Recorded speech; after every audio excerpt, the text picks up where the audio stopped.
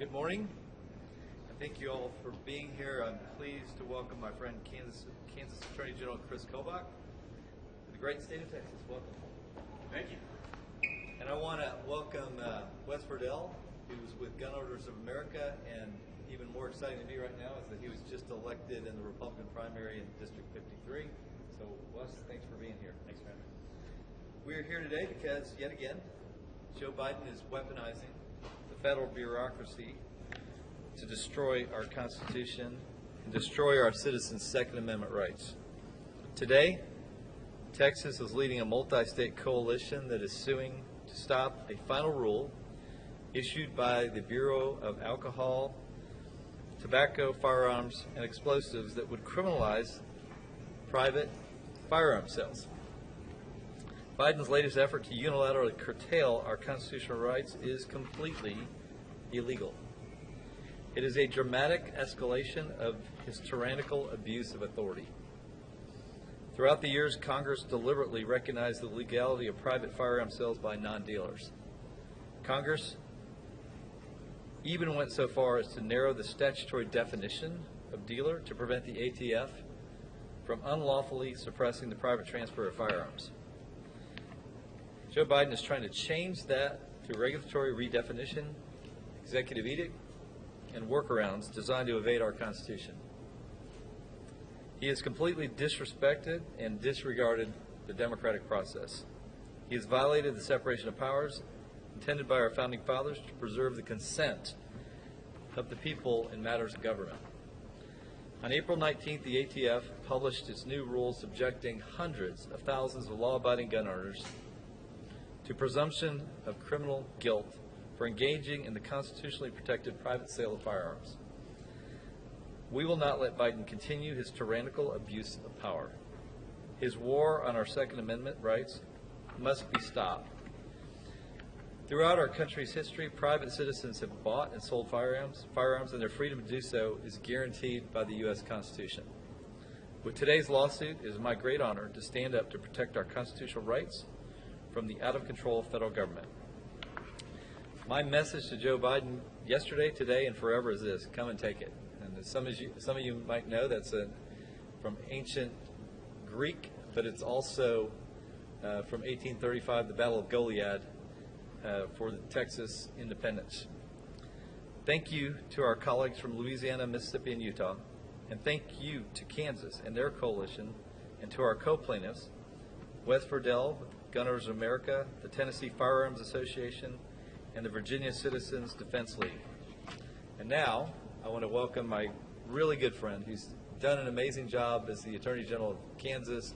I'm so pleased to have him in Texas, and really pleased to have him in a coalition to stop an overreaching Joe Biden who's trying to take away our Second Amendment rights. Thank you, Kris. Thank you, Ken. Well, thank you. It's good to be here. And I think it's kind of fitting that Kansas and Texas are leading these two coalitions of states. Our states have a long and storied history together. Indeed, the cowboy era of the 1870s and 80s was the driving of cattle from Texas to the railheads in Kansas at Dodge and Abilene and Kansas City. And that era of American history would not have been possible without the private ownership of firearms, which the cowboys carried, and the private trading of firearms, which the cowboys did among one another. So it's fitting that in defending these Second Amendment rights, Kansas and Texas stand shoulder to shoulder today. And as Attorney General Paxton mentioned, Texas is filing one lawsuit in the Northern District of Texas. Kansas is leading the other lawsuit, which we are filing this morning in the Eastern District of Arkansas. And this is so important that attorneys general stand for our Second Amendment rights. Biden's ATF has become infamous in its overreach. And what President Biden has done repeatedly is when he cannot get a bill through Congress, he does it through regulations. And so the Biden administration, as everyone in here should know, has attempted to close the so-called gun show loophole with statute, and Congress has rejected the Biden administration's statutory efforts every time. Now, President Biden is having the ATF do it through an administrative rule. And what they're doing is they're trying to redefine engaged in the business of dealing firearms. And the definition is so broad that, as Attorney General Paxton said, hundreds of thousands, perhaps millions of Americans will be engaged in the business of selling firearms without even knowing it. Let me give you a couple of examples.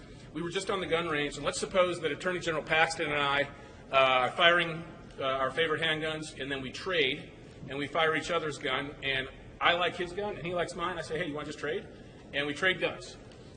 If my gun was worth $50 at the retail price more than his gun, Attorney General Paxton is guilty of a felony for making a profit in the trade of a firearm, a one-time trade where there wasn't even an exchange of cash, because he gained a quote-unquote profit from that one transaction. I can think of countless other examples. My wife thinks I have too many guns, and we have a rule. And the rule is that if I get a new gun, I have to sell one of my older guns. And I've done this at least 3 times. And according to the ATF's rule, and I've read this rule very carefully, I am engaged in restocking my collection of guns every time I sell one and purchase another, sell one and purchase another. I'm not a gun dealer. I'm just a guy who likes to hunt and likes to shoot for sport. But under this new rule, I would be a felon if this continued. So we are bringing this lawsuit for a couple of reasons. One is it's illegal. The Congress already defined what it means to be engaged in the business of dealing firearms, and occasional sales like these are not covered in the definition. So ATF is changing the statutory definition. That is illegal. They don't have that authority. Secondly, it's unconstitutional. Second Amendment protects our right to keep and bear arms, and the courts have said that you can't keep and bear arms unless you can obtain them and buy and sell them. And that is a Second Amendment claim that we will be bringing. We're also bringing a due process claim. Private litigants like this, or us individually, not as attorneys general, it's a fundamental principle of due process that you cannot have a crime that is so vague you don't know whether you're violating it or not.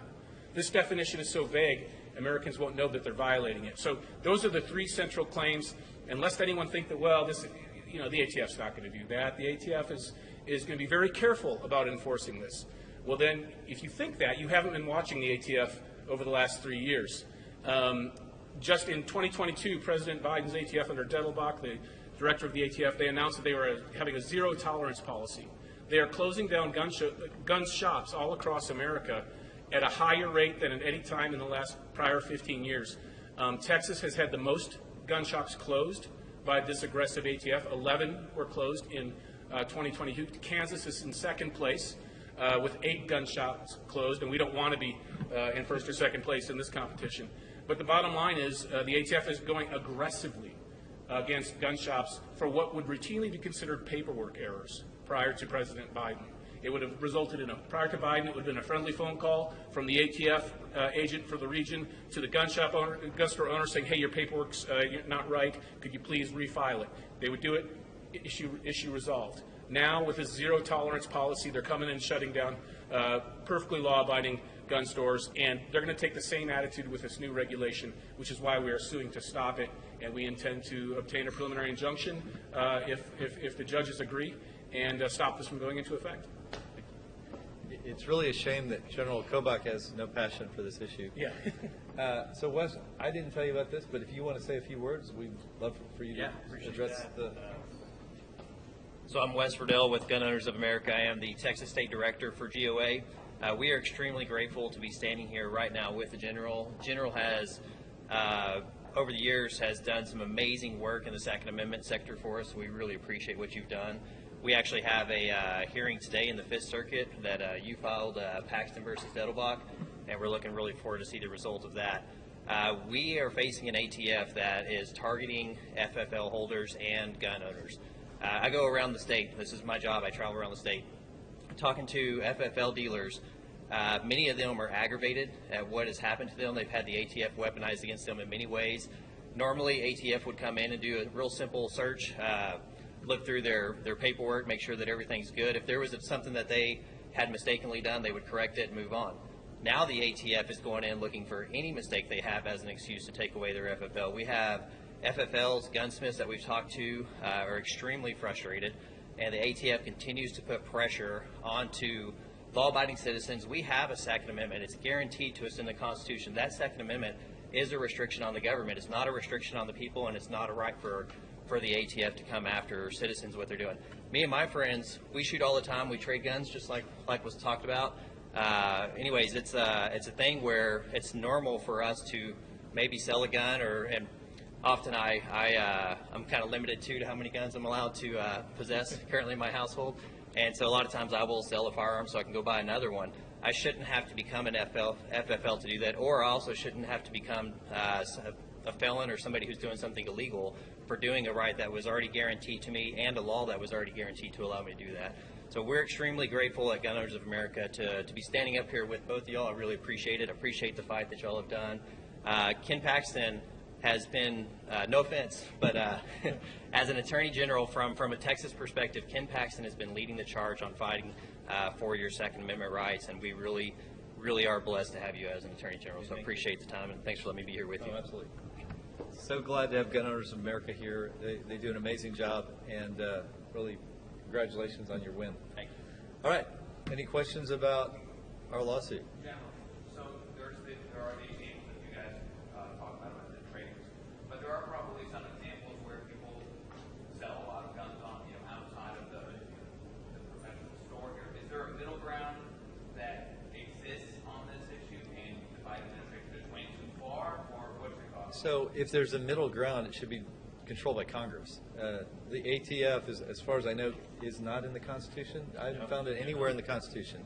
And so there's a process. It's called elected representatives. They make the changes. It's not up to Joe Biden to just issue an edict through the ATF that controls the sale of guns. If there needs to be a change, that needs to be addressed by Congress. You want to say anything else? Yeah, I mean, Attorney General Paxton is exactly right. Congress makes the definitions. And I think the existing definitions are just fine. They were made in 1986 with the Gun Owners Protection Act, and then in 2022 with the Bipartisan Gun Control Act. I can't remember the exact name of it.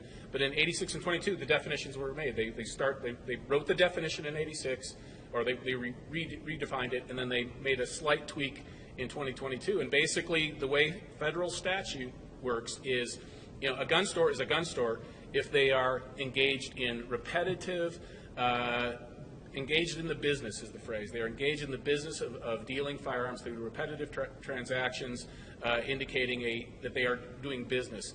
And the definition in federal law excludes occasional sales between citizens or persons, actually, for restocking your collection or for liquidating a collection, or the occasional sales are expressly excluded. And this regulation would basically change the definition.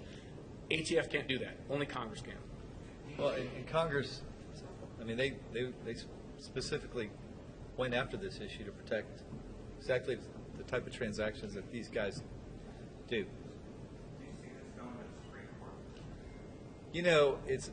I would say that if we lost at the Fifth Circuit, which I don't think we will, that we would appeal. And my guess is if they lost at the Fifth Circuit, they being the Biden administration and ATF, that they would appeal. Whether the Supreme Court takes it, I don't know. I think you're on solid legal ground. Yeah, I know we're on solid legal ground. I know that if the Constitution means anything, if federal law means anything, we're going to win this.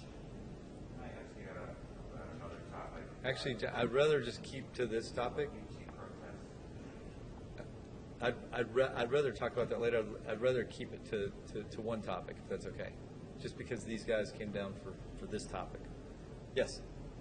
Are you against background checks for private gun sales? So this lawsuit has nothing to do with background checks. It's a whole other issue. And we're not really here to talk about background checks. We're here to talk about this particular lawsuit. I would say this, though. Because of this rule, the way it works is, under this new rule, if Ken and I were to trade guns, one of us would have to get an FFL. We'd have to pay $200 and have ATF issue a license so that one of us is now a dealer.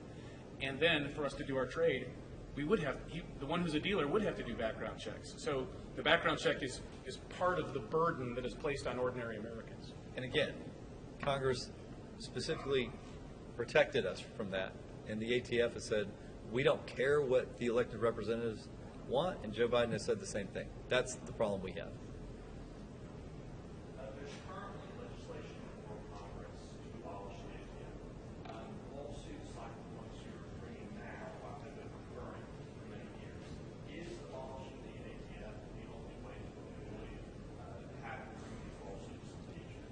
look, it certainly would have resolved our problem. We wouldn't be suing if the ATF weren't doing this. I think we've got this problem with federal agencies across the board. I can't think of one that really takes care of the people anymore. I'd love to see a lot of agencies go away and at least start over.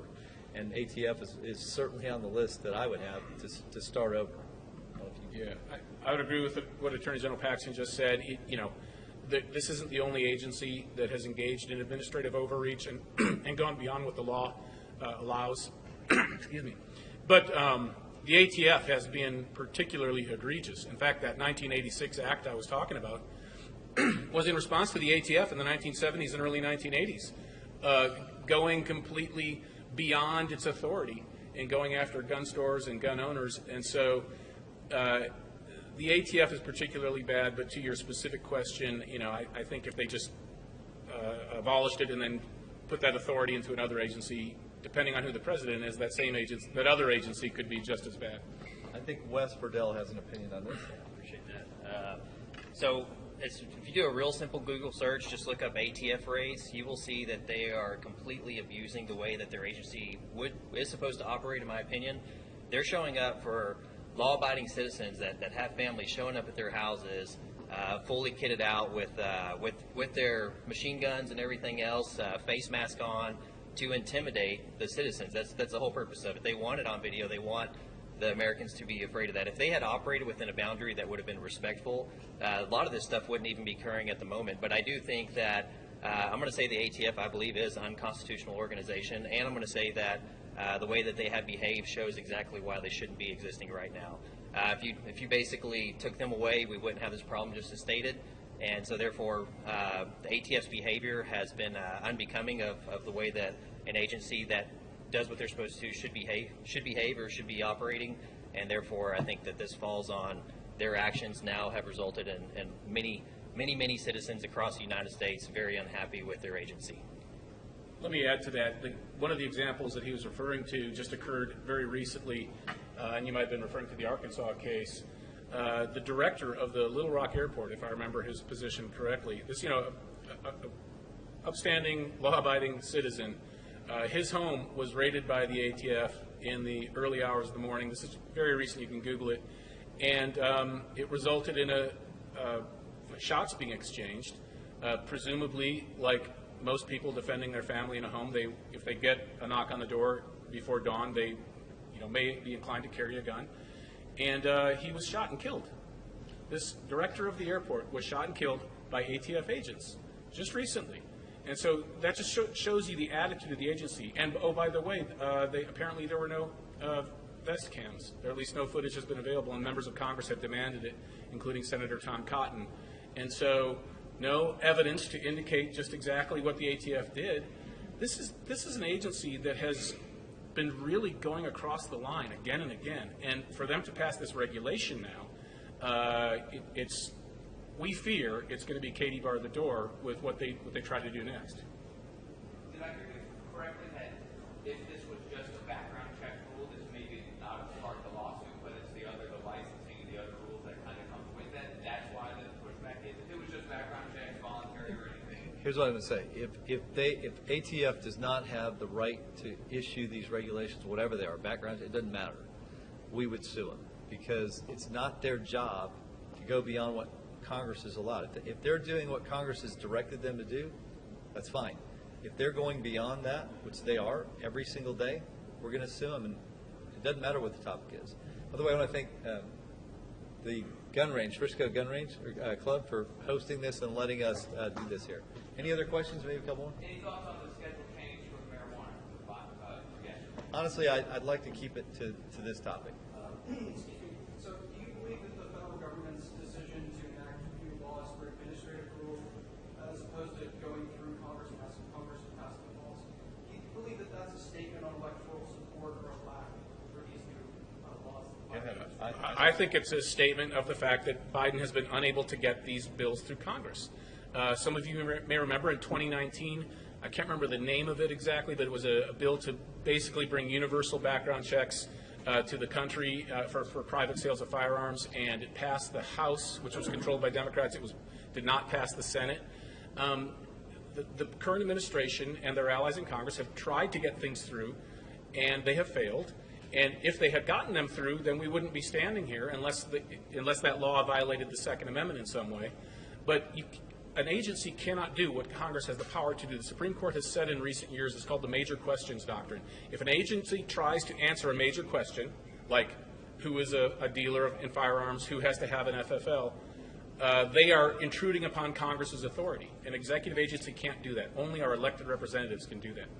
And look, this sort of behavior started under President Obama, where anything that they couldn't pass, and of course, you know, Obama lost his majority after 2 years. So this is a strategy. We just write the laws. We don't need Congress. Let's make the states stop us. And they do all kinds of things, not just ATF, but EPA, name an agency, and this is the strategy. We don't need the people. We make the rules. Let me do maybe one or two more questions. Well, thank you all for coming. We really appreciate it. Thank you. Expected timeline? What's that? Any expected timeline? What's the next step? So these already filed? They were filed this morning. Yeah, both of them were filed this morning. And in both cases, the states will be asking for a preliminary injunction. Roughly how long? Depends on the judge. The motions for a preliminary injunction will probably be filed this week, and a judge who wants to move quickly could make a decision within a month. A judge who doesn't want to move quickly. And I'll just say, from just a competitive standpoint, we're going to try to beat them. So. No, we really appreciate y'all coming. Thank you.